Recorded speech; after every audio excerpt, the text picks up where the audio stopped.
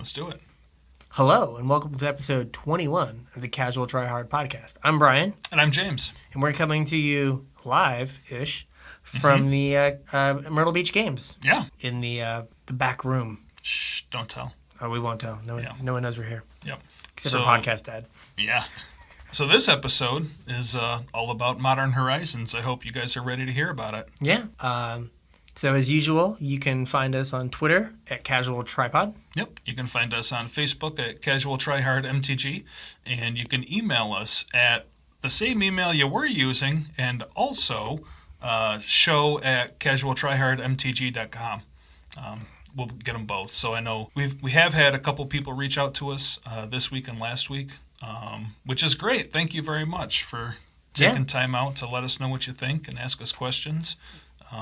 You can keep on using that email, or you can use this new one. So I think we actually got next week's show topic, or at least the segment from a Twitter user. So feel free. We are willing to work with you. Yeah, it's awesome. I'm excited. So I know that most of the time you guys are excited about standard content. Yeah, but we'll get back to standard. We've got to delve into a great big new set of all new modern cards. Yeah.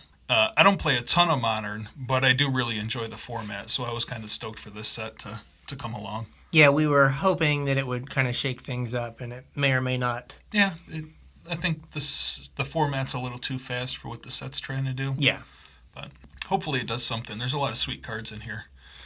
Yes, there are. So the set is it's kind of been compared to Time Spiral, if you've been around for a while. And Time Spiral was this crazy set that had 40 or 50 just new mechanics that were in it. This set kind of is just a celebration, if you will, of all Magic's history. So there's a bunch of kind of returning mechanics, but it seems like there's one of almost every mechanic. Yeah, throughout Magic's history. I believe they said there were 40-ish mechanics in this set.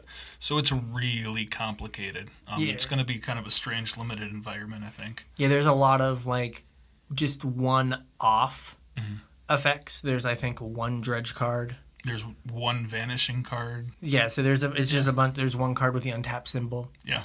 Right, so there's just a bunch of random mechanics. It was we want to get as many mechanics in here as we can. So here we go. Yep. So it is kind of for enfranchised players. We got a lot of nostalgia to it. Yeah, there's a lot of throwback cards that are we're gonna give you almost Mother of Runes. Yeah, or we're gonna give you almost Deranged Hermit. Right. Lots of cool stuff. Yeah, and a lot of the cards that were reprinted into Modern were printed more. I think some of them for nostalgia than actual Modern playability. Yeah, some of them were from nostalgia. I think some of them were for the limited environment too, unfortunately. Yeah, we just need something to go in this slot. Yeah, it's kind of a shame that they wasted really good reprints on just limited fodder. But, yeah. I mean, you got to do what you got to do, I guess. I don't make the sets. Yeah, it has to work. And at but at $8 a pack or whatever, how many people are jamming a bunch of drafts? Right. So... Us, unfortunately. Us, or a bunch of sealeds. Yeah.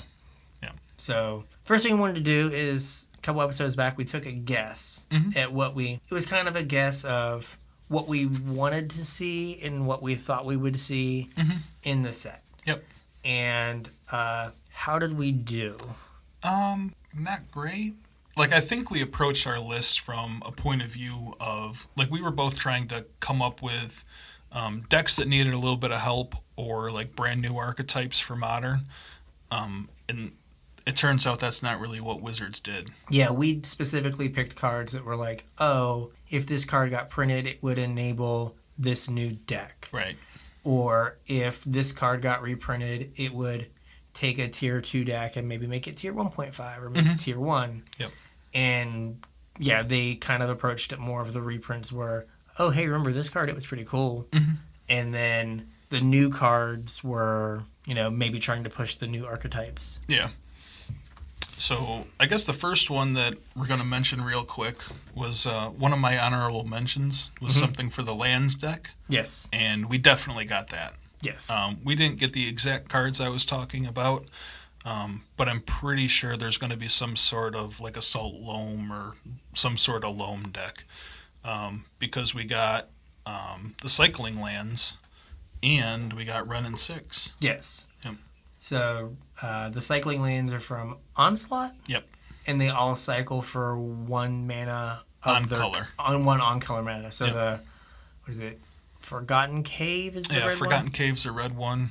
Barren Moor is the black one. Tranquil Thickets the green one. Lonely Sandbars the blue one. And Secluded Steppe is the white one. Yeah, so they all cycle for whatever color mana they can make. Yep, and they all come into play tapped. Yes. Yep. So being able to cycle for 1 mana was really important to like kind of make those work. Yeah, especially like when you're buying them back with Life from the Loam, you're Yeah. basically just drawing cards. And then, like, if you bring more than one back, one of them can dredge Life from the Loam back.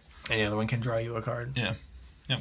So that was kind of a hit, if you will. Mm-hmm. And then along that same thing, you had talked about Astral Slide. Yeah, which we almost got. Yeah, we got Astral Drift. Right. Which is 2 and a white for an enchantment Mm-hmm. that whenever you cycle something, you get to exile a creature and it comes in at the end of play. Yep. And it cycles for 2 and a white, and when you cycle it, you get that same effect. Yep. So kind of a better Astral Slide. Well, Astral Slide, it was whenever anyone cycled a card. Oh, right, So- but you couldn't cycle extra copies away. Yeah, you can cycle extra copies away. Yeah. Yeah.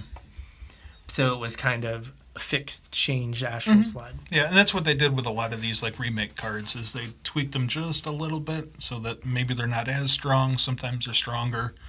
Yeah, but Just different. yeah, just a little different. Yep. Other than that, we kind of missed. There were some cards that were like related to what we had suggested. You suggested Toxic Deluge. Yep, and we kind of got Dead of Winter is like kind of snow Toxic Deluge. Does the same effect, but it counts the number of snow permanents you have. So it's 2 and a black. All creatures get neg X till end of turn, where X is the number of snow permanents you have. So instead of paying life for it, you just count up your snow permanents. Yeah, but snow creatures dodge it. Oh yeah, it's non-snow creatures. Non-snow creatures. So Yep. if you're used to the cold, it doesn't bother you. Yep. Sure. Yep. Makes sense to me. Canadian creatures don't get neg X. A. A. A. We also got a Reanimate spell. That was one of the things on our list. It was We didn't get any of the ones that we thought we might get. We did get Unearth, though. the safest of the reanimation spells. Yeah, I think it's still pretty good, though. It is. Yeah. Yes. So that's a black Mhm. return a creature casting cost 3 or less from your graveyard to the battlefield, and it cycles for 2. Yep.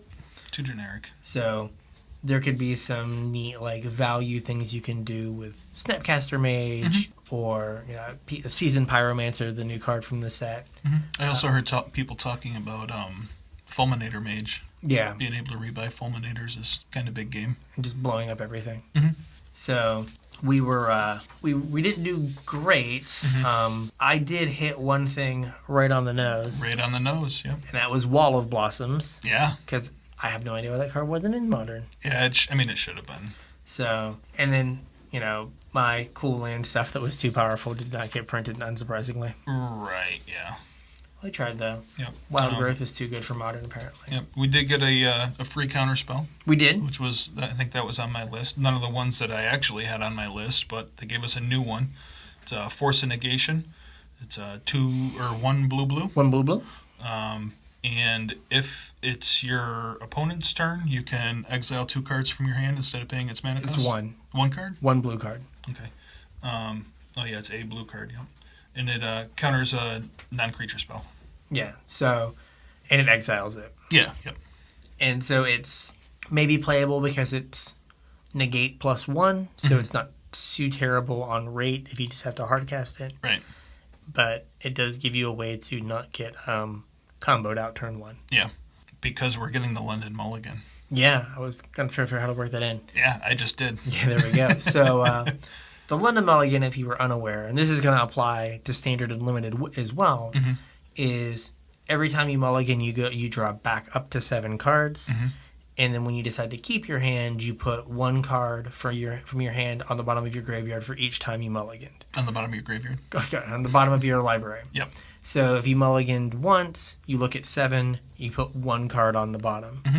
Mulligan twice, look at 7, put 2 cards on the bottom. Yep. So combo decks may be a little more enabled because oftentimes they need less. They're not worried about card quantity. They're worried about getting specific cards. Yep. And they just get more looks at it. So. Yeah. But like in Standard, those times where you have a 6-card hand that needs a second land, Right. and you're like, well, I hope my top card is a land. Don't ever look. Well, you scry if you decide to keep it, right? Yeah. But now that top card would be in your hand, Right. and you would have more information to go like, oh, it was a land. I can put this 6-drop on the bottom, and now I can play a functional game of Magic. Yep. Same with like limited as well. When you're like, I need like a third land, you get more information before you make your decision to keep or not. Yeah, the Mulligan's going to be great for standard and limited. It's the older formats that we'll see. Yeah, it's gonna be fun times. Yeah. So I think that they're leaning on Force of Negation and whatever the black force is. Yeah, I don't actually. I forget which one that one is. Put that one. But Force of Negation, right, to counter Neoform or to counter Gorya's Vengeance to make sure that you just don't die on turn 2. Yep. And then the black force, whose name escapes us, right? Force of Despair. Maybe Force of Despair sounds good. Yeah. When it's not your turn, you can exile a black card, and it kills all creatures that came on the battlefield this turn. So if they do reanimate their Grizzlebrand, or they do Neoform into their Grizzlebrand, you can just kill it, and then you don't have a 7/7 on the board. Right. They probably draw 14 cards, but Yeah. details. Yeah. You can recover. Yep. So yeah, I think they're leaning on those cards to hopefully like shore up. Yeah. The rest of them are pretty bad though, right? The green one, you like the green one.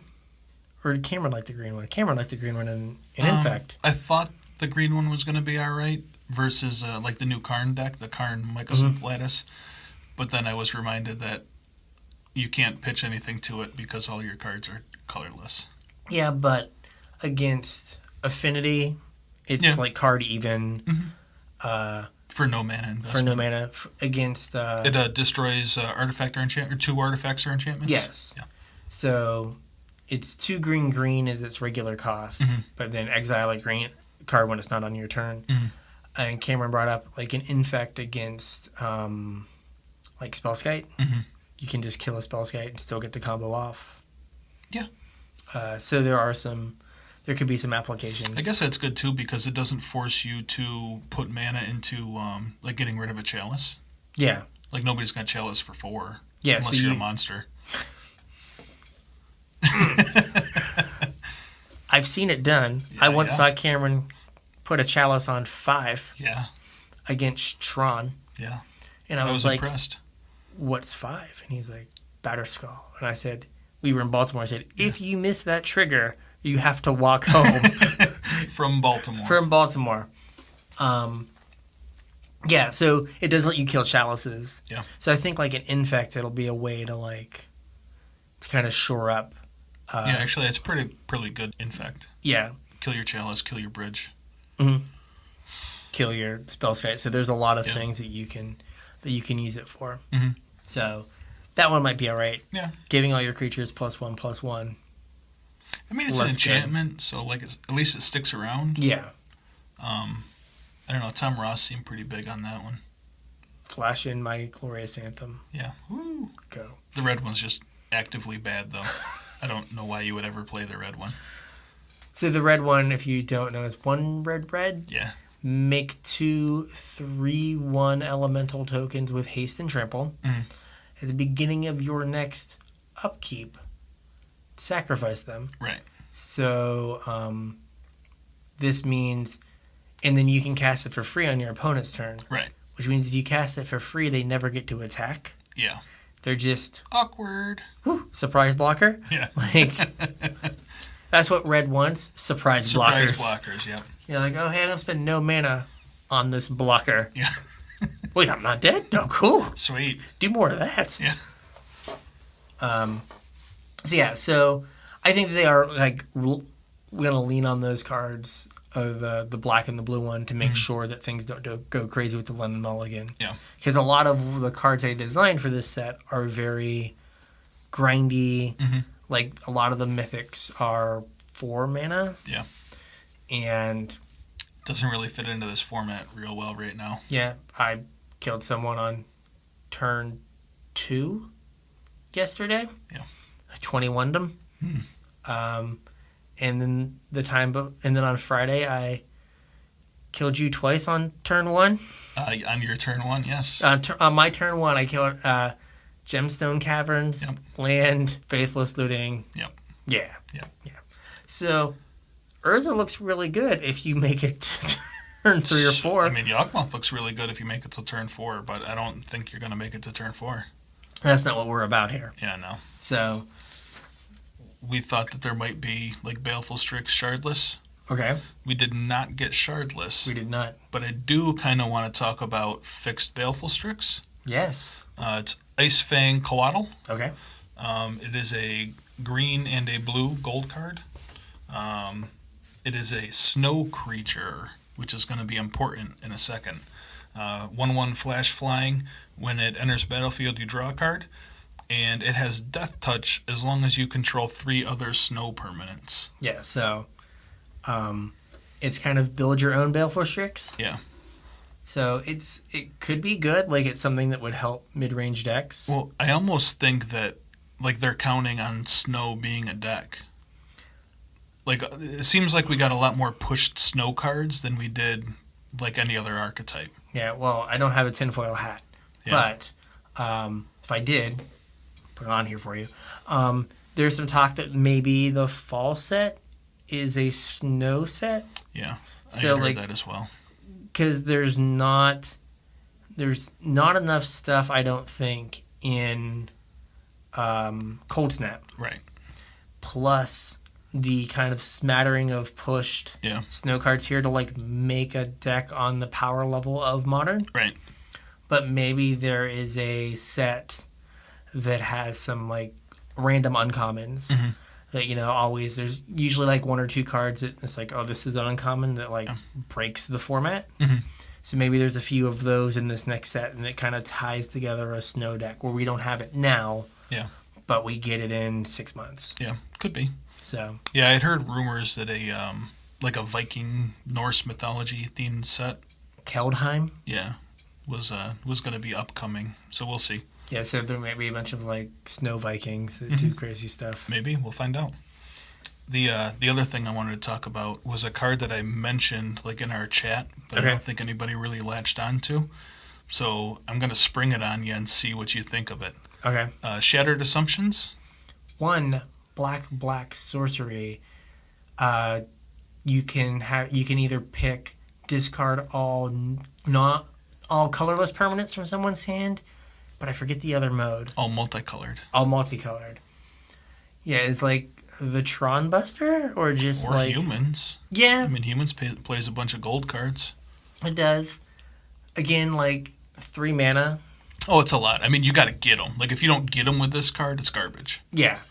Yeah, like, I don't know, is it in your sideboard and you're like, I'm going to ramp this out and get Tron? I don't know, maybe. I thought it was interesting. Yeah. When I looked at it, I was like, wow, this card looks like something.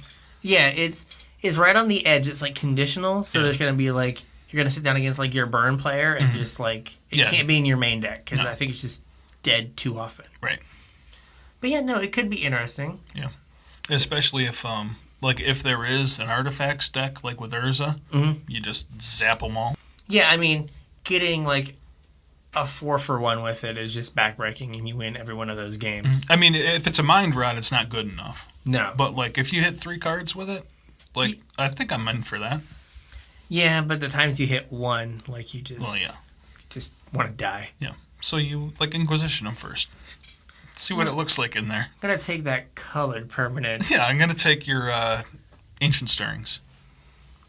Very interesting. Yeah. Getcha. Yeah. Gotcha. So, all right. So let's talk about some decks. Yeah. So what we wanted to do is we didn't want to just come to you and be like, oh, hey, I had a deadline to meet for my article. Yeah. So I'm going to take this burn deck and I'm going to throw 4 of the red-white Canopy lands in it and be like, it's a new deck. Look at me. I'm so smart. Like, everyone. Sorry, Jesse. Yeah, everyone with like 2 packs of Magic cards to rub together came up with that one. Right. So we tried to take an idea of kind of approaching, like kind of building a new archetype. Mm-hmm. Or kind of redefining an existing archetype with the new cards. Mm-hmm. And so we're going to have in the show notes or in the description below if you're watching this on YouTube, we're going to have the links to these decks. Links to the decks.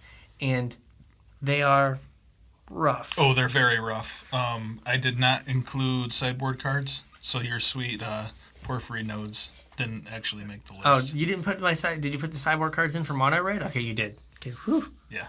Well, yeah, it's important. That was deck. important. Yeah. So we, so like I said, we're just trying to kind of come up with some interesting starting points.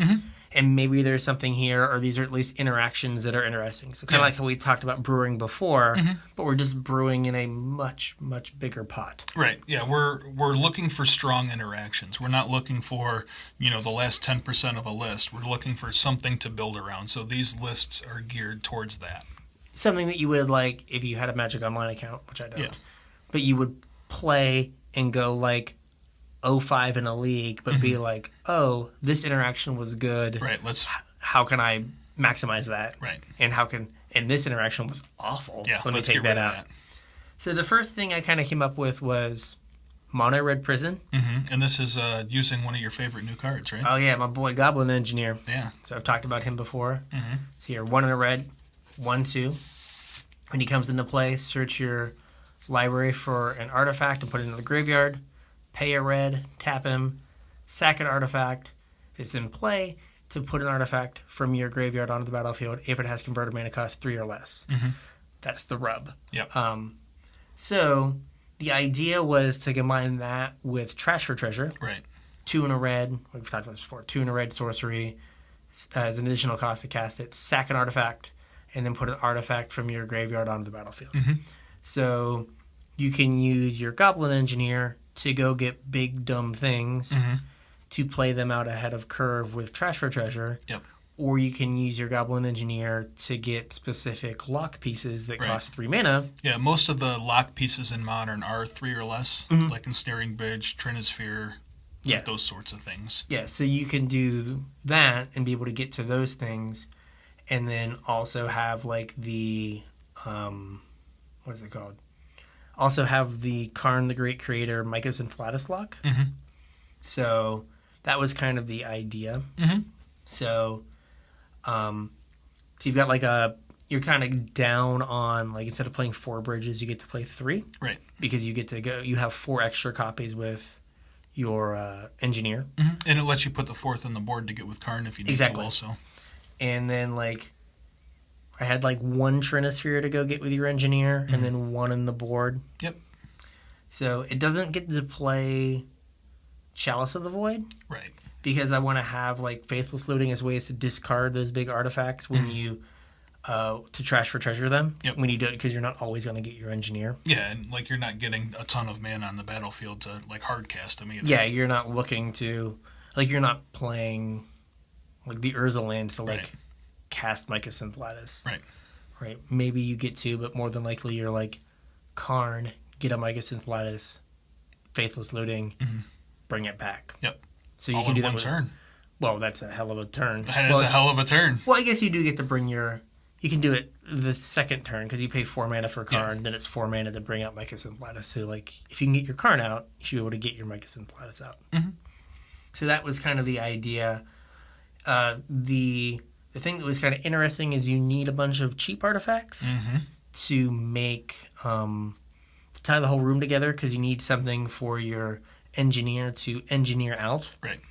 So that brought us to another new card, which is Akram's Astrolabe. Yeah. Or Astrolabe. Astrolabe. And this is the, like, dorky 1 snow mana. So it can only play with a snow land. Yep. It's a snow artifact. It is a snow artifact. It comes into play and it draws a card. And then it has pay 1, tap, add 1 mana of any color. Yep. So it's kind of Pentad Prism. So it can turn your snow-covered mountains into red mana? Yes, it could. But that lets you draw a card. It digs you a little bit deeper. And then I also put in Chromatic Star. Because that, when it gets welded out... Yeah, draws you a card. Draws you a card. Right. Sphere doesn't. Yeah. The Labe gets you a card on the way in to get you 1 closer to your Engineer. And then the other one just replaces itself when it gets welded out. Yep. So, and then you have like a bunch of kind of bullets in the sideboard. What's your other sweet tech in this deck? You had one more card that was pretty sweet that I don't know if people are necessarily thinking of modern playable. God-Fearer statue. That's the one. Card's legacy playable. It's real talk here. Okay. So, Trinisphere makes everything cost 3. So, a 1-mana spell costs 3. A 2-mana spell costs 3. If you get out a God-Fearer statue, a 1-mana spell costs 3, Trinisphere. A 2-mana spell costs 4, better than Trinisphere. Yep. So, yeah, if you can cheat it, like, I don't know how there are some decks that just can't beat it. Yeah, not ever. Like, Phoenix isn't going to beat it. They Yeah. don't want to have 4 lands in play. I've got to cast 3 spells this turn. Yeah. Good luck with that. I would like to watch you try to do that. Hope you brought some Lotus Petals Yeah. That cost you 2. that are already on the battlefield. Yeah, so... and then one other just spicy fun thing is getting to, like, Trash for Treasure or Sundering Titan. Yeah. I'm in. How's that three-color mana base treating you? I'm going to blow up dab 1, and dab 1. Yep. Oh, I blew up a mountain. Oh, I'm Yeah, sorry. right.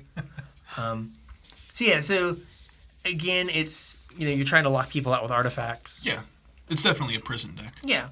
But again, there could be something here, like the Karn Mycosynth Lattice. I think I was just like, that's not going to be a thing. Yeah. Now Microsynth Lattice is $60. Yeah, I now have 2. Yeah. So I went from this is dumb to, oh, fine. Fine, Whatever. I will lock people out of games. Make me buy these bad commander cards. Exactly. Bought the Battle Bond version so Cameron could have the good version. I was like, I'll take both of them. Cameron's like, whoa. I want the Dark Steel one. I was like, fine. Whatever. Fine. So, yeah, so that's an interesting thing. Again, it might be awful, but it might be... Yeah, no, I think there's something there. We I have think to- there's enough power in the list Yeah, for sure. and it's something where you just have to try. Yeah, and you work on the numbers and adjust accordingly. And again, as a casual tryhard, you just sit back and let someone who, like, just plays Magic Online 15 hours a day come up with it, and then one day you're going to get, like, there's going to be a 5-0 list, and you're going to go like, oh, I have the cards for that. That's right. And then you're going to play it. You're like, this is great. Yep. So then you had one. Yeah, I tried really hard to brew around Wrenn and Six. It's our newest 2-mana Planeswalker. Hands down the best 2-mana Planeswalker. Sorry, Tybalt. It is definitely better than Tybalt.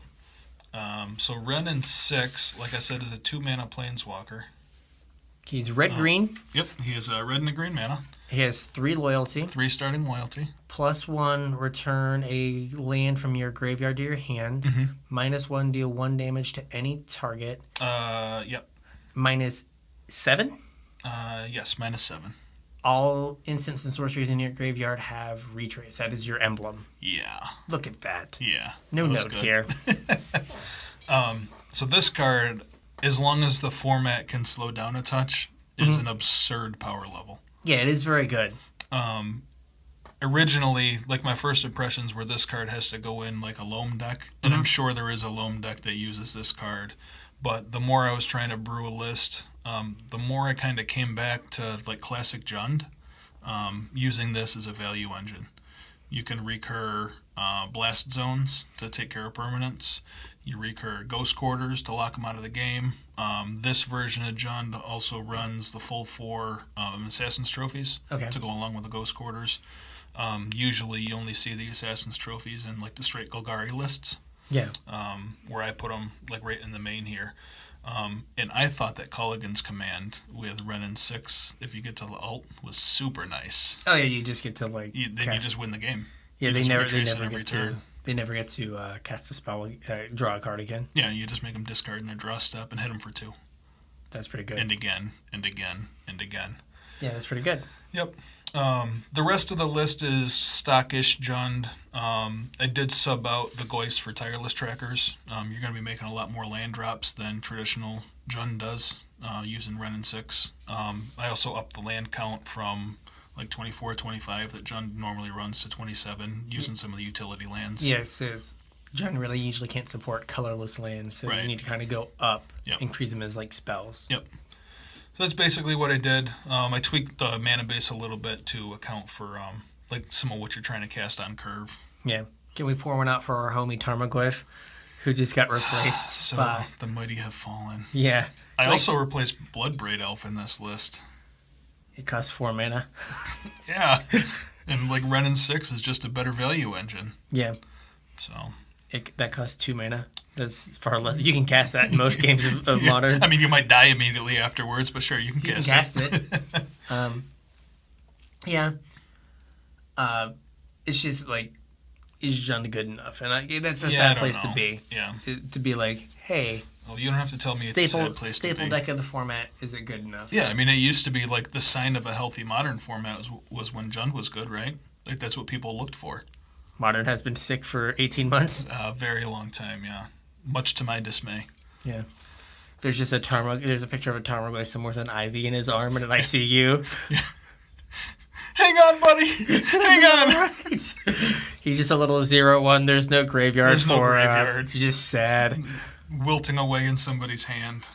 Yeah. Sorry, buddy. One poor Dark Confidant with like the paddles over him. Yeah. Clear. Hang on. One other thing that I wanted to note with Jund in particular, and one of the reasons that it went to Jund, was Wrenn and Six can recur your manlands. Yes. Which is pretty cute with like Hissing Quagmire and Raging Ravine. Yeah. I didn't put Hissing Quagmires in this list, but Raging Ravine and Treetop Village are pretty neat to recur. Yeah, Treetop Village is good. Yeah. Trade them off in combat and bring them back. Yes. Yep. So this next deck, I don't know if it's good, but it does a great name. Have the best name. It does have the best We started name. with the name and then built a deck, so, Yep. This is A+, I'm sure. Mm-hmm. Sultai the Snowman. Sultai the Snowman. With a jolly happy soul. So this is kind of relying on Icewind Coatl that we talked about before. Yep. But then tries to pull in the a lot of the Cold Snap cards. Mm-hmm. And then it's going to play like a traditional Jundy mid-range deck. Right? So you get like... So we're going deep here. Well, there's one that we haven't talked about yet. Which one's that? Merit Slumber. Oh yeah. Yeah, your girl's back. Do I remember all the text of Merit Slumber? This is a test one. for me. Yeah. It's one of the blue. It is. For an enchantment. What kind of enchantment? It's a snow enchantment. What kind of legendary snow? It is a legendary snow enchantment. When Merit Slumber or another snow permanent enter the battlefield, scry one. Yep. And if you have controlled 10 snow permanents, I think it counts itself. Mm-hmm. You can sacrifice Merit Slumber to make a 20/20 flying indestructible black creature token called Merit Lage. Mm-hmm. Yes. It is not an activated ability though. It's a triggered ability. Yes, it happens during your upkeep. Oh, it's a trigger in your upkeep. Okay. Yep. Okay. So it's a flavor fail because Dark Depths you melted ice. Yeah. To get your Merit Lage out. Yeah. And in this one, you like pile a bunch of snow on her, and then she comes out. It's very confusing. Snowball fight. I don't know how this works. So this is not Dark Depths. This is not Dark Depths. No. It is not nearly as good as Dark Depths. No. You can't cheat on this. No, there's no way to cheat. Not that I have found. You got to stuff a lot of snow permanents onto the battlefield. It's also very slow. Very slow. Yeah. I mean, the only defense there is thinking about the City's Blessing. Mm-hmm. Right? Remember, like, when they spoiled the City's Blessing, mm-hmm. I know for Limited, I was like, how often are you going to just get 10 permanents to get the City's Blessing? Mm-hmm. And, like, it's like, oh, turn 5. Mm-hmm. Which, again, very slow for Modern. That's what I meant was turn 5 but is too it's slow. like, oh, it's more doable than you think if you have a deck full of snow permanents. Yeah. Right? So, we have a few that we've gone deep on to be snow permanents here. Yes. So, we have Boreal Druid. Boreal Druid, yep. Which is a green for a snow creature that taps to add 1 colorless mana. 1 colorless. Can't even give you a colored mana, just 1 colorless mana. It is a snow permanent, though. It is a snow permanent. Snow mana. Is it a snow mana? Yes, that is how that works. I did not know that's how that works. Yep, it is a snow mana. Okay. Mana from snow permanents is snow mana. Wow. Okay. That's what I was told. There we go. Now you know. Now I know. And knowing's half the battle. That's right. G.I. Joe. There you go. Yeah. Whew. We're old. So you have a Boreal Druid, and then Cold Steel Heart, which is a 2-mana snow artifact that comes into play tapped. And when it comes into play, you get to name a color, and it makes that color mana. Okay. So it's just a mana rock. Yeah. It's also a snow permanent. Also wanted to have Dead of Winter in here as kind of a way to catch up when you get kind of overrun by humans or other things. Which I think that's like exactly its purpose. Yes. Yeah. And then another A+ card here, Into the North. That's one of your favorites. Yeah, so Into the North is Rampant Growth for Snowland. So it's 1 in the green, search your library for a Snowland and put it on the battlefield tapped. So it gives you a way to ramp. And then I kind of just put together... like a mid-range shell. Like a mid-range shell, so some discard and some removal spells. Though I don't know if that's kind of right. Yeah, I'm not sure. And then 2 Rite of Consumption. Yeah, what's Rite of Consumption do? This is from Shadowmoor. It is from Shadowmoor. It is 1 in the black for a sorcery. As an additional cost, sacrifice a creature. Target opponent loses X life, and you gain X life, where X is the toughness? I think it's power. Power or toughness of the sacrificed creature. So the idea being Merrily wakes up, and you don't want to be some dope that waits till like have to attack. Yeah, so you fling it. So you do. You just fling it at him. Yep. And gotcha. Yeah. I once won a legacy team event match by flinging a Rite of Consumption at someone. Yep. Good times. And then the rest of your snow permanents are going to be your basic snowlands, and they're probably not good enough, but there's a set of snow guild gates, and they're all allied colors, and they all come into play tapped, but they're snowlands. So if you have a small number, it's a way, like there's no downside of getting one of those with an Into the North. Right. Because they're going to come into play tapped anyway. Yep. So I have 3, maybe the right number is like 2 or 1 to just I'm get not to sure. fix your mana. And it's snow. And it's snow. So, and then the other card, and I don't know if I have enough snow permanents for it, is Scrying Sheets. So that's 1 in a snow mana. Is a land that taps for apparently 1 colorless snow mana. Correct. And then you can pay a snow mana and tap it and look at the top card of your library or reveal it. I think It's one look. of the 2. And if it's a snow permanent, you have to put it in your hand. Well, then you reveal it. Then you reveal it and put it in your hand. Yep. So it gives you a card advantage engine in a land. The problem is I don't know if I have a high enough snow permanent count in this right now. Or a snow spell card thing. Because we should get like Dead of Winter. Yeah, you might. I mean, Yeah. you got like 30 snow permanents. Yeah, so it's close. But I also don't know if I have, what is it here? $25 a pop for Scrying Sheets. Yeah. Yeah, like no thanks. Yeah, I wish I had bought into Scred like a year ago. Yeah, I know, when they were like $4. Yeah. So, if nothing else, Sultai the Snowman is an A+ name. Oh, yeah, 100%. If that deck exists, it needs to be called Sultai the Snowman. It does. It does. You heard it here first. Trademark. Trademark. When you fill out your deck red sheets, Sultai the Snowman for all decks. For all decks. Doesn't matter what it is. I'm playing Temur. Sultai the Snowman. I'm playing humans. Sultai the Snowman. Make it happen. And then kind of a lands list, Yeah, maybe? lands-ish. Yeah. So Lands adjacent, loam. like a lone Something, yeah. deck trying to leverage Wrenn and Six. I was trying to think about how Legacy Lands was built. Yeah. And we are missing some key Yes. pieces. And those key pieces kind of being exploration. Yeah. And That's a big one. yeah, that's really the one that kind of holds Yeah. it back. Thawing Glaciers is pretty important. They don't play Thawing Glaciers anymore. Really? No. No. Really? No. Oh. No. That card's awful. Oh, Yes. not Thawing Glaciers. Glacial Chasm. Glacial Chasm. Yeah, there that's we the one go. I was thinking of. Another cold permanent. Yes.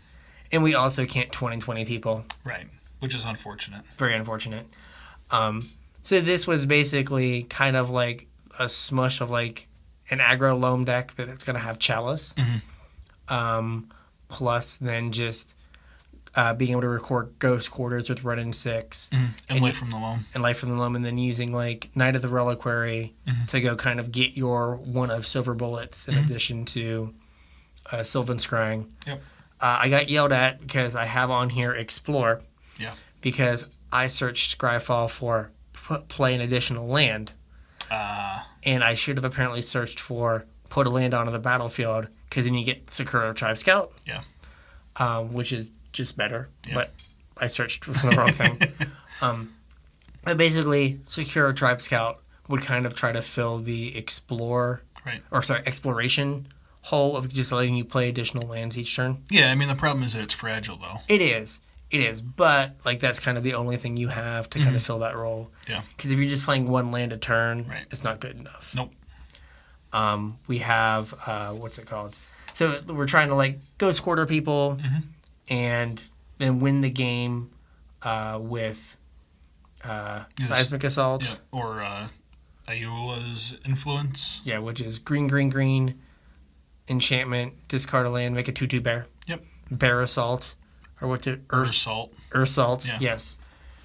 And then... Thanks, Logan. Yes, you have a bunch of kind of silver bullet lands. You have a Blast Zone, which is kind of like Tabernacle adjacent. Ish. You got some cycle lands, so you can get some card draw off your Loams and your Wrenn and Six. Yeah.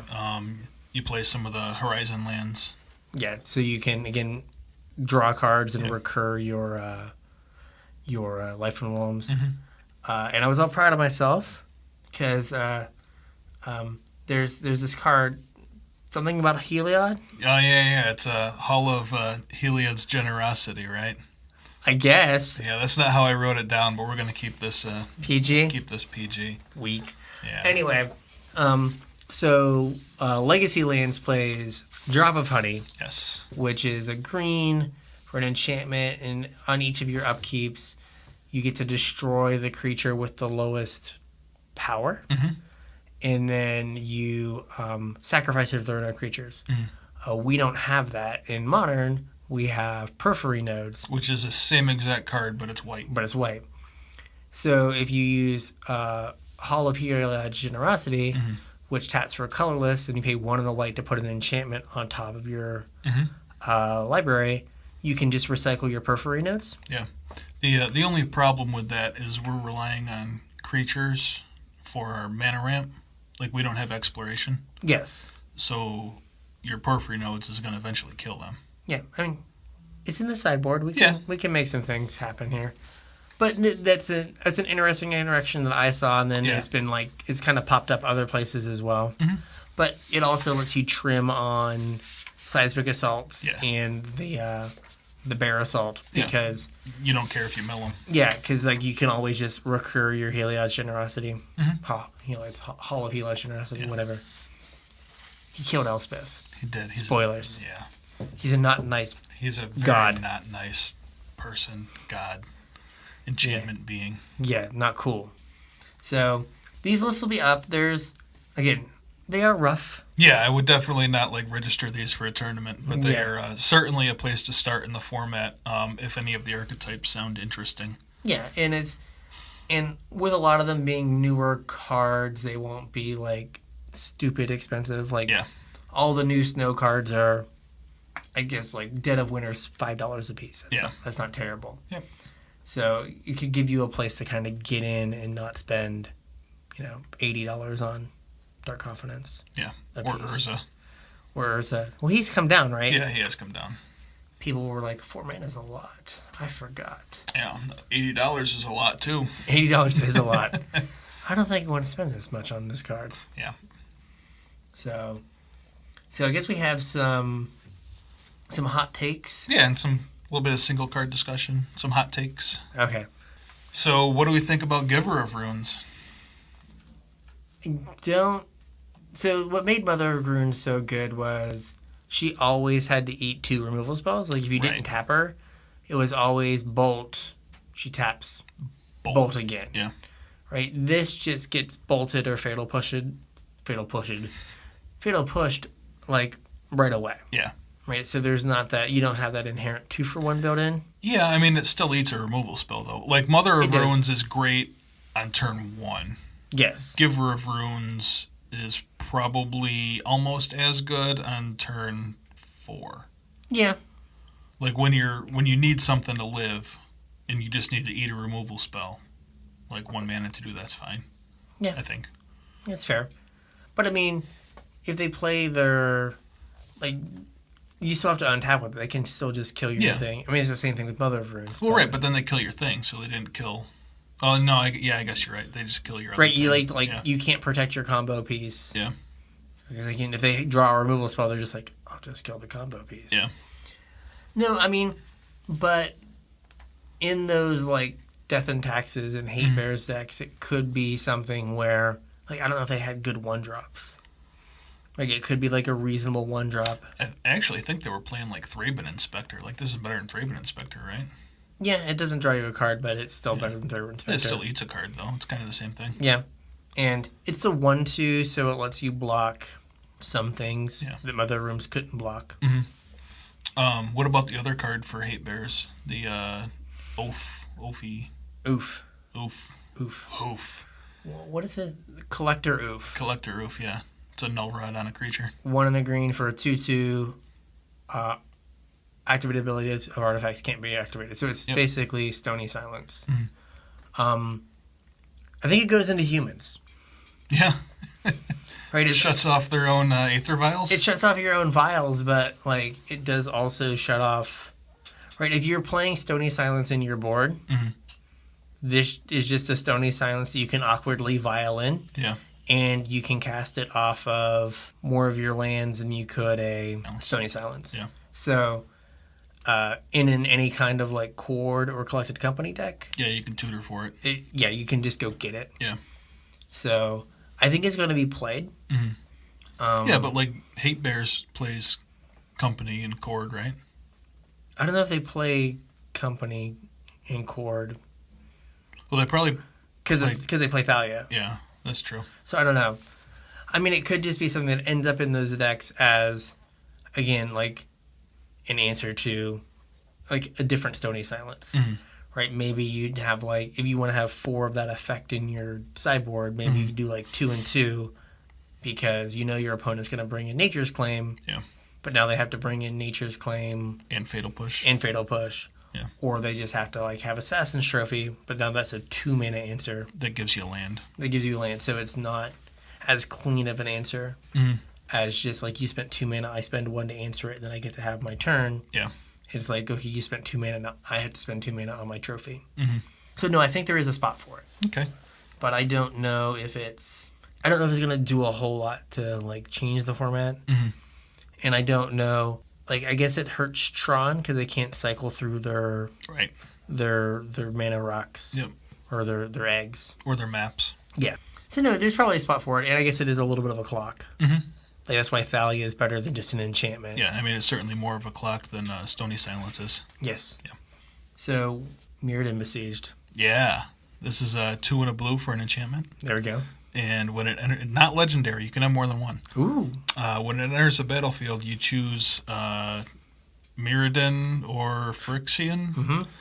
And if you choose Mirrodin, every time you cast an artifact spell, you get a 1/1 mirror. Okay. If you choose Phyrexian, every time you cast an artifact spell, you loot. No, I thought it was at the end of your turn you looted. Oh, that's right. It's at the end of your turn you loot, and then if you have 15 artifacts in your graveyard, you win. I misread this. No, you don't win. Your Target opponent player loses. loses. Opponent loses. Yep. I misread this card. Yeah. And I thought it was just 15 cards in your graveyard. I was like, oh my god, Glimpse of Nature is playable. And then you just wrote artifacts. Yeah, it's artifacts. I still think this might be a deck, though. It could be. I mean, again, it's hard to play like a 3-mana do-nothing and then hope to get there the next turn. Yeah, except that some of your 3-mana do-nothings don't just do nothing because you can run Moxes. Yeah. Like this deck probably plays Sai and Saheeli. And you can just go super wide. You play Mox Ambers, Mox Opals. Yeah. Just I mean, churn. I guess it could be like a turn 2 kind of thing. And But you don't have like that natural sack thing with like KCI. You don't have a way to sack artifacts to like Ichor Wellspring. Yeah. You don't get to like just put it in your graveyard and draw 2 cards. You do if you're playing like Goblin Engineer. Yeah, we only get to do that like once, but yeah. Yeah, I don't know. It seemed really interesting and powerful. Yeah. There's got to be a way to get artifacts in your graveyard, like There has to Faithless be. Looting. That gets art. I mean, if you're playing a bunch of artifacts, that gets them in your graveyard. Faithless Looting is the answer to everything. It is, yeah. Is there like a draw discard for when an artifact hits the battlefield? I'm sure, but I don't know. I don't know. The card was really interesting, and I think it's costed efficiently enough that it's not just unplayable. Yeah, like there could be a world where you're able to consistently get 15 artifacts in your graveyard on turn 4. Mm-hmm. Where you play this on 3, or you like get a bunch of graveyard artifacts in your graveyard on turn 3, Mm-hmm. and then your turn 4 is this: choose Mirrodin's, discard your last artifact, win the game, or your opponent loses the game. Yeah. Phyrexian, sorry. Phyrexian your opponent loses the game. Yeah. Seems less satisfying to be like You lose. you lose, not like I win. Well, I don't know. I don't know, it's the same thing. But Yeah, it's still. the same thing. We had a very nice exchange on our show notes. Yeah. You wrote, Nibble Mongoose, good enough for modern? Yeah, And I just wrote, nope. I agree. So there was that brief phase when Deathrite Shaman got banned Yeah. in Legacy, and everyone went like, oh, we get to play Temur Delver, and we get to play Nimble Mongoose. And it was just so sad to watch these people throw all their cards in their graveyard to play a 3/3. Yeah. And their opponent did the same thing and played a Gurmag Angler and had a 5/5. Yeah, or brought back 3 prized amalgams. Yeah, but you're just like, cool. Yeah, good Cool, talk. cool We're done here. 3/3. Here's my 5/5. Yeah. Magic has changed. Quite a bit. We get a lot for 1 mana. Yeah. Or no mana. I mean, Nimble, for those of you that don't know, Nimble Mongoose used to be great. Hey, we should probably... Nimble Mongoose is a green for a 1/1. With Shroud. With Shroud. And it has Threshold. And Threshold means you have 7 cards in your graveyard. Yep. Gets +2/+2. Mm-hmm. So there was a point where, like, the Legacy Delver decks were like, stick a Mongoose, make sure I don't die. Yep. Then win the game with this Mongoose. Mm-hmm. And they did. And they did. For a long time. Yes. And now we put 6 cards in our graveyard and play a 5/5. Yep. Seems better. It blocks a 3/3. It sure does. It doesn't have Shroud, but okay. It's a 5/5. Yeah. You can't bolt it. Can't It costs 6 mana. You can't push it. Yeah. Swords to Plowshares or Path. Yeah. Oh, okay. Sure. I'll play another one. Yep. Cool. Yeah, so I think that it's just not good enough, and people are going to trick themselves into playing it. Mm-hmm. They're going to be sad. They are going to be sad. And you're like- I'm kind of sad. Yeah. Sorry, buddy. Yeah, it's just not where we are. The first sliver. Yeah, I just picked a random one. We got a bunch of new slivers. We and did. Some of them are better than others. The first sliver is like the big splashy one, so I figured that's the one that I would use as a jumping off point. But slivers in general, like slivers were kind of the first like humans, right? Yeah. Humans deck. Like when the humans deck kind of like burst onto the scene, I think I sent you a message and said, wow, we got all these like rainbow lands now. Is there anything besides humans we can do with them? Like, what about slivers? Yeah. And Slivers actually has a better land with Sliver Hive. Yeah. So the first sliver is Wooburg Yep. for a 5/5 or a 7/7 or something. It's a 7/7. 7/7. And it has Cascade. It does. And then all your other slivers have Cascade. Mm-hmm. So Yeah. you go down the chain. It's good. Yeah. Oh, because they get cast as well off of him, right? Yeah. So you go down the chain. So he's your own personal waterfall. Uh-huh. Okay. Hadn't thought of that. I don't think he's good enough for Modern. No. I mean, they used to play people used to violin out of the board all your slivers have indestructible sliver, Silver Hive Lord. Mm-hmm. Yeah, but... Right, but you're trying to cast this Yeah, one. you're not...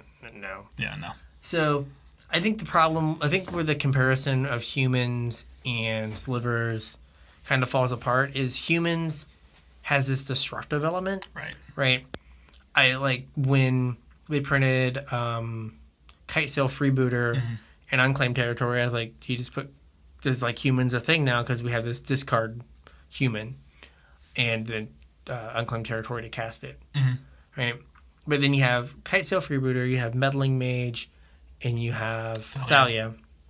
So you have these disruptive elements and Reflector Mage, right? And then you just have like Go Big, Go Fast. And Slivers has Go Big, Go Fast.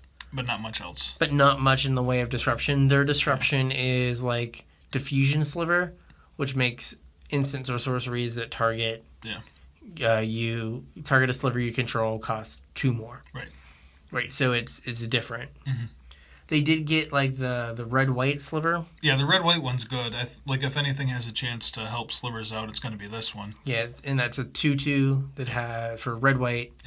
That has flying and haste. It technically does not. All slivers you control have flying, and haste. Yes. And so, like, it kind of turns all of your slivers into, like, Mantis Riders. But I don't know if that's enough because you don't have, like...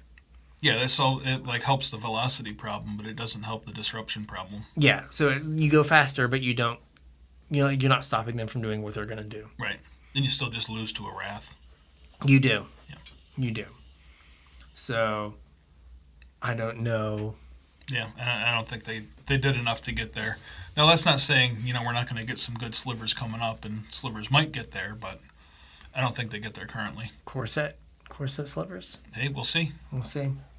So, Devoted Druid combo might have benefited most from this set. Yeah, I got one really good piece, and we're going to talk about another one and give you some input on it.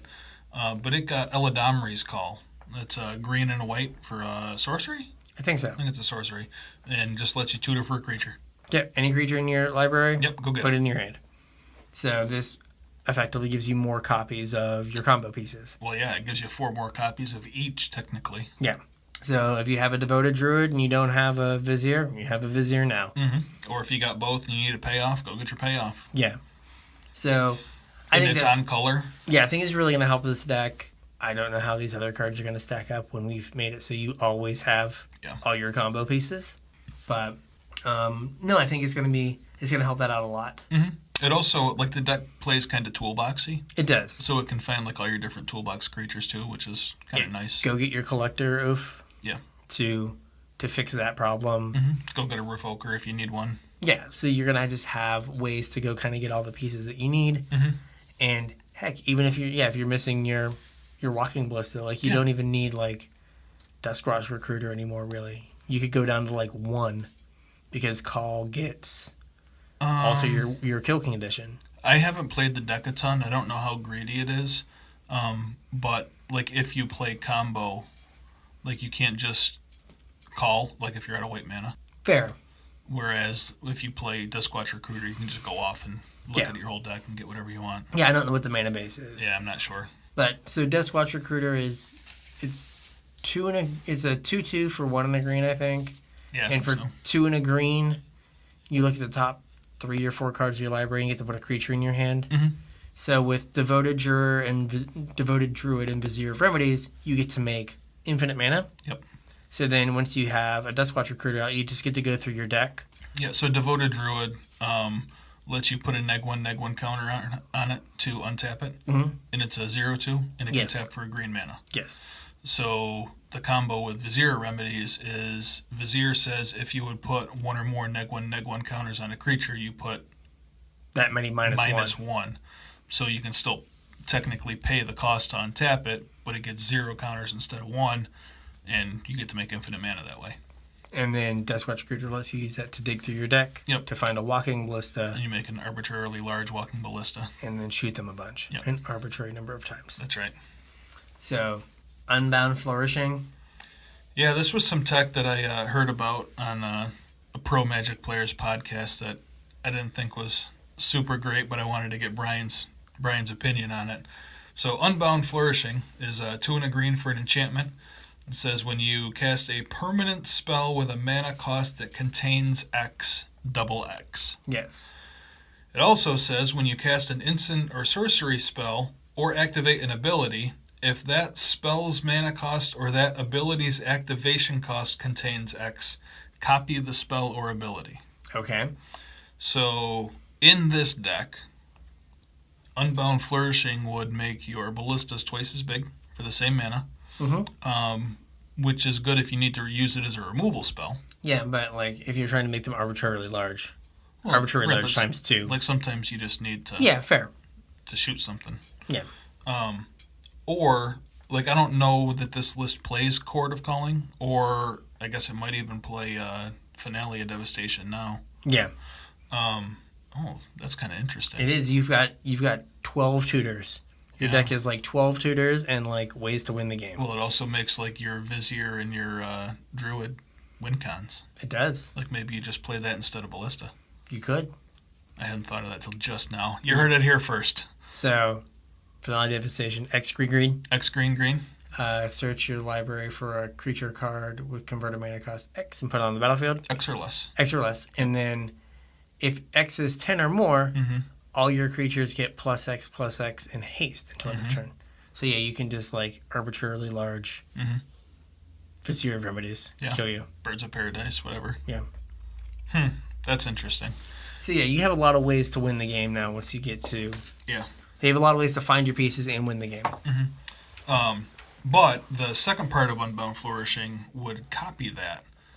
Okay. So if you cost it for X equals 2, tap 4 mana... You get to get both pieces. You get both pieces. Yeah. So, I don't know. It was interesting, I thought. Yeah. Again, I'm a curmudgeon. I was like... I think it's too cute. Turn 2 and it doesn't matter. Yeah, like it's horrible to spend turn 2 or turn 3 kind of doing nothing. Yeah. When like you could have Eladamri's Call and just go get on turn 2, go get your piece, as opposed to on turn 2 like play a thing and then be like, well, next turn I can go get my pieces. Yeah. So it's like get your piece on turn 2, then get your piece on turn 3 and win the game. But I don't know. I've won 0 Pro Tours, so I don't know. He's probably smarter than me. And I don't... it's Patrick Chapin, by the way. Yeah. Is the gentleman who said that. So, he's probably smarter than me, so whatever. Well, I mean, at one point, sure. I don't know about lately. He's had some not-so-great calls as of late. Shots fired. Sunbird's Invocation. I mean, to give him credit, he also found Gurmag Angler. He did. All-star in Modern and Legacy. Yeah, he showed up and played Gurmag Angler. Yeah, and everyone laughed at him. Yeah, and then he were like, oh, wait 5/5s on turn 2 are good. Oh, no. Yeah. So we already talked about my card, Merrily, just Slumber. Yeah, I just wanted to note that I think if Snow is good enough to see play, this is why. This is your way to win the game where you're not trying. You're doing something else. Right. And then incidentally you have this card in your deck and it wins you the game. Yep. So you're trying to control the board, control the game, and then eventually make it 20-20 win the game. Yep. And if you get it out early, it scries you through to get away from the cards that aren't live in that matchup. It's like, oh, I'm playing Ad Nauseam. I can put this Fatal Push on the bottom and try to dig for my Thoughtseize or whatever, as opposed to... Your Force of Negation. Dig to my Force of Negation. In the board. Sultai the Snowman is not rolling in here naked. He's prepared. He's prepared. He's strapped. Yep. So we don't really even have arena stuff. I played some ranked. Yeah, I didn't play a whole lot. I played some Momir and hated life. I was not a fan of Momir. I hope I never have to play that format again. I played a bunch of it, and the only reason I got to 15 wins was because towards the end, people were just snap conceding. Okay. Thanks, Reddit. Yeah. Was not a fan. Yeah, and it's hard to get enough games to put together, reasonable information. Yeah. When you're playing best 2 out of 3. Yeah. Because it takes 3 times as long. Yeah. To get information. Also, we haven't been focusing a ton on Standard. All our big Standard events are done. It's super weird. There's not been... We had a Standard GP this weekend. Yeah. Did you know? I did not know. Yeah, people placed. Yeah. People made top 8. I did look at the deck list today, shortly before we started this, but... Yeah, but just in terms of... There was no coverage. No. I mean, I guess if you lived in Kansas City... I guess you wish we would have talked a little bit more about Arena last week. Yeah, sorry, guys. But, I mean... Yeah, there's not a whole lot going on, and, it's weird like we're in this weird spot where like war happened and we're kind of right at the kind of tail end of war standard. Yeah. And it's like Modern Horizons pre-release, Modern Horizons release weekend GP. Spoilers for Core 2020. Spoilers for Core 2020 start like right then. Yeah. And so like it's in that last like really in the last month and there aren't any big tournaments. Are most of the MCQs done? Yeah, I think most of them are wrapping up like this weekend. Yeah, so and I don't think there's gonna be a giant shakeup of the metagame. It's gonna be kind of the same. The last thing that happened was the command decks. Yeah, it was kind of the last thing. Probably it until 2020 hits or rotation. Yeah, so I don't know how. So I'm going to try to get back to a reasonable place. Yeah. But, you know, I'm not like grinding ranked arena is just not enjoyable. Not really. Unfortunately. But Popper, banned hexproof, banned boggles. We're doing it. Check out our Twitter page, right? Because you've been tweeting out your deck lists. I sent out blue-green, and I got 15 wins with Bant last night, and then just kept playing it to tinker with it. Yeah. So I probably got like 30 wins with Bant last night. Love of the game right here. Love of the game. Love of not playing against mono red. Yeah. So everybody was snap conceding on Momir to me, and that's how I got my 15 wins. And here you are crushing fools. Yeah, I got 30 wins. What now? Yeah, that's right. Right, I earned no free wins here. I won no gold. Yeah, I won no gold after 15. Well, like I came to this sad realization. I was like, I don't have nearly as much gold as I need to have to like buy a bunch of packs. How did this happen? So, I was like, I gotta get some more wins here. I gotta get some more 15 days here. This is rough. So, yeah. But hopefully there's some cool stuff in Core 2020 to, like, shake things up. Hopefully they don't, like, I don't know, print some, like, crazy, like, red, 3-2 haste, first strike ridiculousness. Yeah. We'll see. Yeah, they're just going to print, like, they're, like, an R&D, like, what if the Pyromancer guy, the 2-1 that 2s you, had a baby with Goblin Chain Whirler. Oh, they got together. It's a 3-2 first strike that deals 2 to you when it comes into play for 2 mana. Oh, this is great.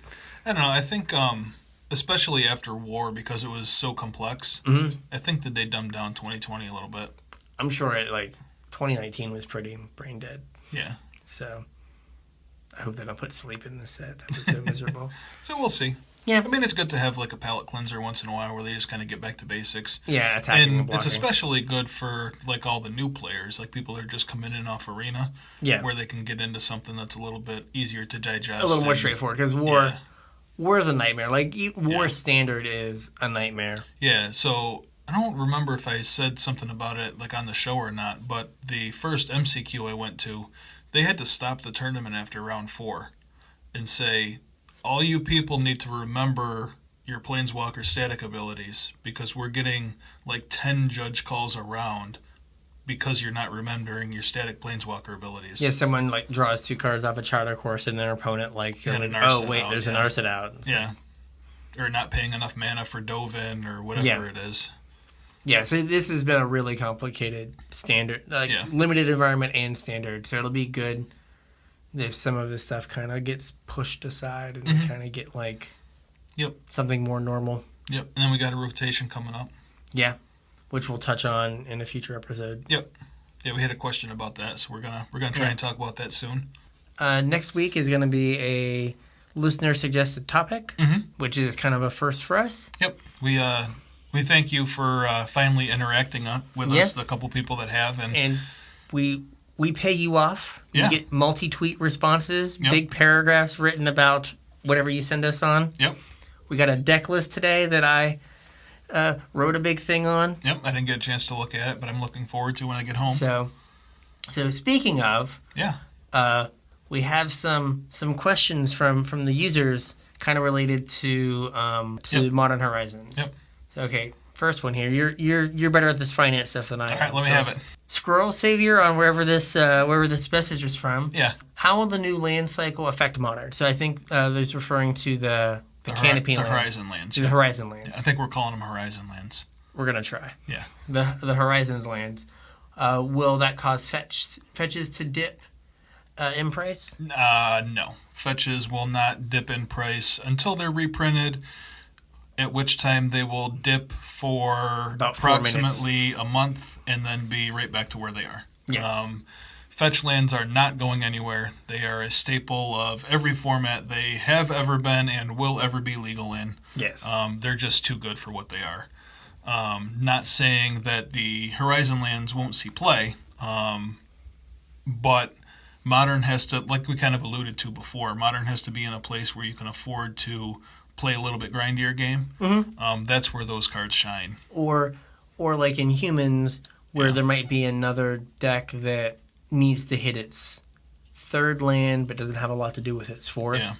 So like Phoenix, let's say, you can... Yeah, Phoenix is... Like if you have played the blue-red one, right, maybe you hit your fourth land and you need to... That needs to be a spell for that turn. Yeah. You can turn that into something. Yep. But I think they're going to be 1 to 3 ofs in most decks. Yeah, I don't think any deck's going to play it as a 4 of. Maybe Burn. Burn might be the only one. Oh, that's true. Burn will. Because Burn wants to hit its third land like half the time. Right. And sometimes that third land needs to be a lightning bolt. Right. So I think decks that are trying to that need to maximize the number of spells they see are going to play them, but I think they're going to be 1, 2, 3 ofs for the most part. So yeah, they're not going to kind of take any spots from something good. Yeah. So you want to tackle this next one? I'll take the first one here. Okay. Is Genesis a playable Modern card? So see if I remember Genesis' stats. Is it 3 and a green? I think it's 4 and a green. 4 and a green for like a 5/3? I think it's a 4/4. 4/4? Okay, this one I'm bad at. The other This one's was impressive. Judgment, I believe it was. Judgment. And when it's in your graveyard, you pay 2 and a green and can return... During your upkeep. During your upkeep. Yep. During your upkeep, pay 2 and a green, return a creature card. Because it's not just Genesis, it's any creature card from your graveyard to your hand. Yeah. 2 and a green happens on turn 3. It does, yeah. And yeah, it has to be in your graveyard already. Yes. I would love for the format to be able to play Genesis. I killed you twice on turn 1. You killed me twice on turn 1. That's where I want to be. Yeah. So if your game plan is to Faithless Looting, put a Genesis in your graveyard, Yeah. I'll dead you. Yeah. And I'll be like this. And I was playing Infect. I mean, I wasn't playing a slow deck. You're like Glistener Elf, go, and I was like 21 you. Yeah. Kill your Glistener Elf. Use that to kill you. Oh yeah, Lightning Axe your. So okay, real quick. Game 1, Glistener Elf. I'm on the play. I go land. He goes Glistener Elf, and I'm like, Lightning Axe at discard Grizzlebrand, Goryo's Vengeance. Yeah. Kill you. And then the next game, I'm on the draw, and I go Gemstone Caverns. I have pregame effects. Gemstone Caverns with a luck counter. He's like Glistener Elf, and I was like, Lightning Axe at discard Grizzlebrand. My turn 1, Goryo's Vengeance, Grizzlebrand. Kill you. Yeah, I died. Yeah. So, sure, if you want to spend 3 mana. Yeah, in that format, Genesis is not a playable Magic card. I wish it was. Sorry, Logan. I'm there with you. Okay, what is the sweetest thing you want to do with Snowman? I've already established mine, which is to call a deck Sultai the Snowman. Big 2020s. Hey, I just want to call a deck Sultai the Snowman. 2020s are gravy. I want Nick Miller in the sideboard to be like... To say Sultai the Snowman? Yeah, so we're here with Brian Wayfield discussing Sultai the Snowman. I'll be like, that's a win. Yep. We got a win here, folks. Okay, so, I don't know if this is a serious question or not. It's not a serious question. What bear should go in your bear tribal deck from the new set? To beat his friend's busted dragon deck. Fair. Yeah. They fly. Bears don't even have reach. Bears are kind of terrestrial beings, so it's So hard. instead of answering this question, what I'm going to do is take this opportunity to tell all of our listeners that there is a great story on the internet of somebody that registered grizzly bears for a legacy event. I don't know this story. Oh, well, you have homework to do then. Okay, I thought we were going to tell the story of Sir Barrington, but that's also a good story once you go. Yeah. Just Google Sir Barrington. This is a full tournament report of a guy that registered nothing but grizzly bears for a legacy event. Just 2/2s, no text. 2/2s for 2 mana, no text. It's fantastic. It's a great read. I highly recommend it. Okay, was it only Basic Forest? I don't remember. Not mono green grizzly? Okay. I don't remember. I don't remember the exact story. I remember that it was incredibly entertaining, and everybody should look it up. Okay, this next one is about card names. It is, yeah. So, will you refer to On Thin Ice, which we should tell people what On Thin Ice is? Yeah, On Thin Ice is Chained to the Rocks for snow permanents. So it's a 1 white mana for an enchantment. It enchants a land, snowland. And when it enters the battlefield, you exile a creature until it leaves the battlefield. Yes. So Logan, again, would like to know, we refer to this as tongue to the flagpole. Absolutely. Absolutely. If this card ever sees play, I will 100% call it Tongue to the Flagpole.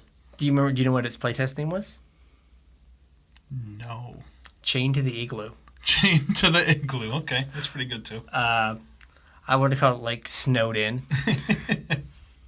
All right, we got one more here. So I've seen other people bring this up. Yeah, I have also. This is actually a pretty good question. And so, will Goblin Engineer be a good replacement for Stoneforge Mystic? They are not the same card. They are, when you look at them, they are close-ish. There's just like so Stoneforge, 1 in the white for a 1/2. Okay. Comes into play, search your library for an equipment card, put it in your hand, and then 1 in a white, tap it, put an equipment card from your hand onto the battlefield. Yep. So on some level, casting cost is the same, search is the same, engineer puts it into your graveyard, and then brings it out of your graveyard. Yeah. If it's a sword, right, this costs 3, brings it back. The difference is 1, you have to be able to sacrifice an artifact, so there's like that additional cost. Yeah. And Batter Skull costs 5. It does. That's not, you can't Batter Skull. And Stoneforge doesn't care about graveyard hate. Yes. Which is everywhere in Modern. This is very true. So, though it may have, I guess I saw this on Reddit as well, they're like, oh, look, it's just like Stoneforge. Yeah. I think that I don't think it's nearly as good. I don't think so either. I think if it's fixed, if it's a fixed Stoneforge, I think it's fixed too far. Yeah. I think it, as we were talking about, I think it enables other, like... Shenanigans. Yeah. But I don't think it goes into a fair deck. Yeah, I don't think so either. Right. See, that was the thing with Stoneforge, is it wanted to be in fair decks. Yes. It wanted to be in decks that interact, and then it can find you your win con and go off from there. Goblin Engineer, I don't think wants to be in fair decks. No, I think the Goblin Engineer, I think you have to read Goblin Engineer as Entomb that sometimes blocks. Right. And that's what it does. And occasionally gets you a lock piece. Yeah. But it's Entomb, and then you do something with the thing you've entombed. Yep. As opposed to, I'm going to play, I'm going to get my 3-mana sword. Yeah. And then put that 3-mana sword on my 1/2. I agree. I don't think that's going to be a thing. But no, I think that is a reasonable question from, again, the Squirrel Savior. The Squirrel Savior. Thanks, Squirrel Savior. Thank you, Squirrel Savior, whoever you are. Well, we do have actual fans. They talked to us this week. They did. They were like, hey. Yeah. They thanked me for my 3-tweet treatise on what going over the top meant. So yeah, like we said, if you reach out to us at places like Casual Tripod on Twitter. Casual Try Hard MTG on Facebook. Or show at casualtryhardmtg.com. Yep. We've got to get that website up and running. We have our own .com now. It links to our Podbean website. Yeah. So it'll shoot you right there. There we go. But we will take the time to answer your... 100%. Yes. Yep. That was one of the highlights of my weekend. Yeah. I am a very excited person. Very excitable? Yeah. Woo! My highlight of the weekend was responding to one of our viewers. So. I ignored work responsibilities and sent a long email about a standard deck. There you go. Yeah. Had someone working in my lab, and I was like, you don't look like you're on fire. I can write this email now. So, safety, #1 priority here. That's right. And building a brand. One of the two. A little bit of both. The bar for safety is not on fire. Yeah. So, with that, I think we've kind of covered everything, right? Yeah, I think we're good to go. We went through everything that we wanted to cover. We covered some things you guys wanted to know about. And stay tuned for next week. Yeah. Yeah. So with that, we'll catch you next week. Yeah, we'll catch you at FNM.